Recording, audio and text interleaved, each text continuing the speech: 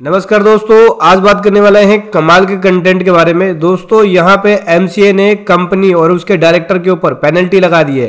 Penalty लगाने का reason ये है कि इन्होंने फॉर्म PAS-3 लेट फाइल किया है, डिले फाइल किया है। PAS-3 क्या होता है इसके बारे में इस वीडियो के अंदर भी डिस्कस करेंगे।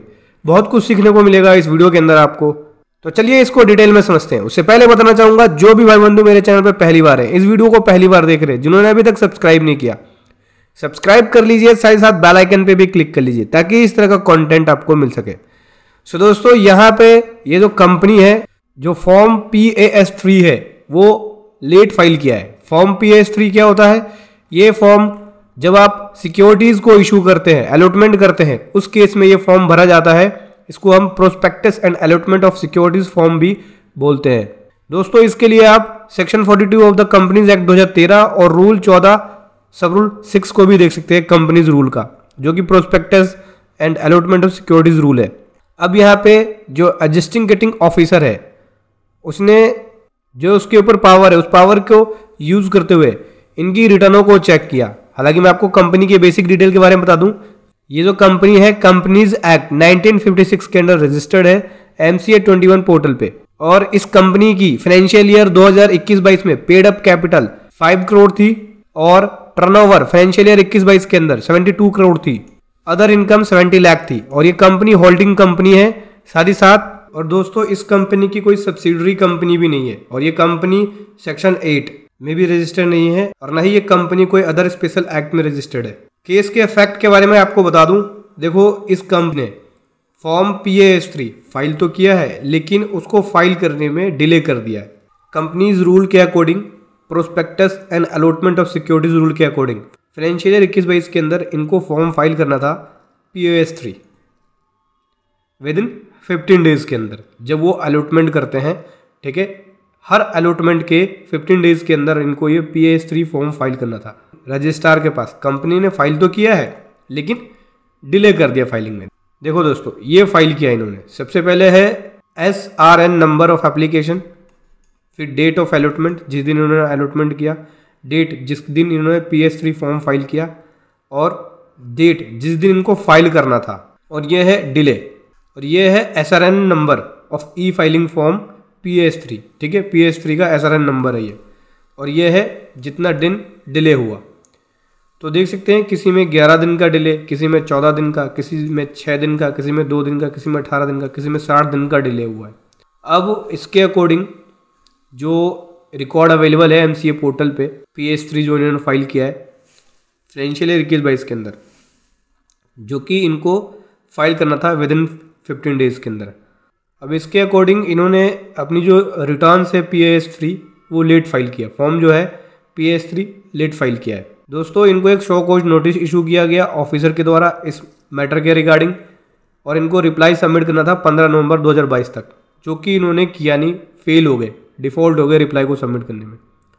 अब चूंकि ये डिफ़ॉल्ट हो गए तो ये माना जाता है कि जो इन्होंने डिले किया है सचमुच में इनके साइड से डिले हुआ है, कारण नहीं है इनके पास कि डिले हो गया, इस वजह से डिले हो गया, इसलिए इन्होंने रिप्लाई नहीं सबमिट किया। और रिप्लाई को ना सबमिट करने की वजह से ऑफिसर ने ये मान लिया कि इनकी मिस्टेक है और इन्होंने फॉर्म को लेट फाइल किया है।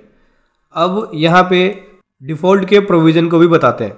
देखो कंपनीज एक्ट सेक्शन 42 को देख सकते हैं आप, इसके सेक्शन 8 और सेक्शन 9 जो कि फॉर्म PAS-3 के बारे में बताता है और उसकी पेनल्टी के बारे में बताता है। यहाँ बोलता है कि कोई भी कंपनी अगर सिक्योरिटीज़ की अलॉटमेंट करती है, ठीक है, तो रजिस्ट्रार के पास विद इन 15 डेज के अंदर उनको एक रिटर्न या फॉर्म फाइल करना होता है, जो भी रूल में या फॉर्म के अंदर बताया गया है। ठीक है, उस रिलेवेंट सिक्योरिटीज़ का जिसकी अलॉटमेंट करी है इन्होंने। ठीक है, ये सेक्शन 42 सबसेक्शन 8 बोलता है। अब सेक्शन 42 का सबसेक्शन 9 ये बोलता है कि अगर कंपनी फेल हो जाती है, जो भी उन्होंने अलॉटमेंट किया उसके रिटर्न को फाइल करना, जो सेक्शन 8 में बताया गया है, तो कंपनी के ऊपर और डायरेक्टर के ऊपर 1000 रुपीज़ पर डे का पेनल्टी लगाई जाएगी, और ये मैक्सिमम जो पेनल्टी होगी वो 25 लाख रुपए से ज़्यादा नहीं होगी। मतलब जो पेनल्टी का अमाउंट है वो 25 लाख रुपए से ज़्यादा नहीं होगा, जितने दिन का भी डिले होता है। मान के चलो कि 1000 रुपये पर डे का डिले है और ये 25 लाख से क्रॉस होता है तो केवल 25 लाख ही पेनल्टी के रूप में लगाई जाएगी। उसके बाद बात करें फॉर्म PS3 के अंदर क्या क्या डिटेल्स देनी होती है, पूरा name, address, PAN number, email ID, ये सारी डिटेल देनी होती है। Class of securities, date of allotment of securities, ये सारी डिटेल देनी होती है इनको रूल 14 सब रूल 6 के अकॉर्डिंग। उसके बाद यहाँ पे ऑफिसर है, ये भी बोलते हैं कि कंपनी जो है, कंपनी ने PS3 फॉर्म डिले फाइल किया, ठीक है, जबकि उन्होंने जो प्रेफरेंस शेयर इशू किया है, कन्वर्टेबल प्रेफरेंस शेयर, उस केस में कंपलसरी होता है PS3 with in time limit के अंदर फाइल करना, तो उन्होंने फाइल नहीं किया, अलग अलग डेट्स के अंदर फाइल किया है। पेनल्टी के लिए लाइबल है, इनके ऊपर पेनल्टी लगाई जा रही है सेक्शन 42 सबसेक्शन 9 के अकॉर्डिंग। क्योंकि ये कंपनी जो है वो स्मॉल कंपनी भी नहीं है, और सो इसी कारण ये जो कंपनी है, इस कंपनी के ऊपर देख सकते हैं ये पेनल्टी लगाई जा रही है।